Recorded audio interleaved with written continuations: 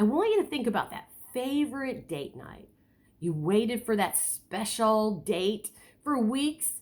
You were dressed in your best attire. You were smelling good. You were waiting for your spouse to come in from work. It's going to be a great night, and we're going to go to our favorite restaurant. Well, your spouse comes in from work, and they had a little bit of a hard day. They're feeling a little cranky, and they're not quite as friendly as usual. You head out the door, you go to your favorite steakhouse, you order a steak, and you cut into it, and you take your first bite, and it's cold. Do you call the waiter over and say, "Hey, my steak is cold," or do you just go ahead and eat it? Well, here's the thing I want to talk about. We're looking at different personality styles this month, and this particular personality style is going to call that waiter over and say, "Hey, my steak is cold." And they're going to like hand it to them and get ready, expect it to be fixed immediately. But we're all different. This personality expects you to rise to their occasion. They expect you to think like they do. And sometimes that could be a problem between spouses. And it could really be a problem if you're just alike and you're both like that. So this person, they're awesome people. They get it done. They have high standards. And guess what? They are a problem solver. But what happens if you are different or you are opposite? Like I said, if you're the same, you may butt heads.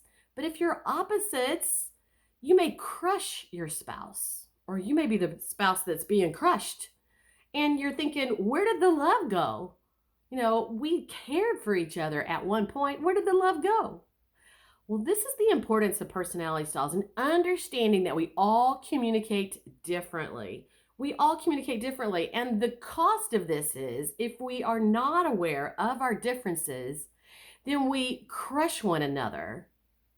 We might be putting each other down or talking down to our spouse. And this gets us nowhere when it comes to love life, right? It gets you nowhere when it comes to love life. But guess what? It doesn't have to be that way. If you take the time to begin to understand one another, understand your strengths and your challenges, those blind spots that you might not be seeing, then you can learn to get along better with your spouse.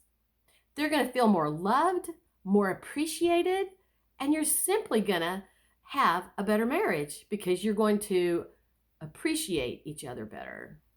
You're going to have each other's back. You're going to be there for one another.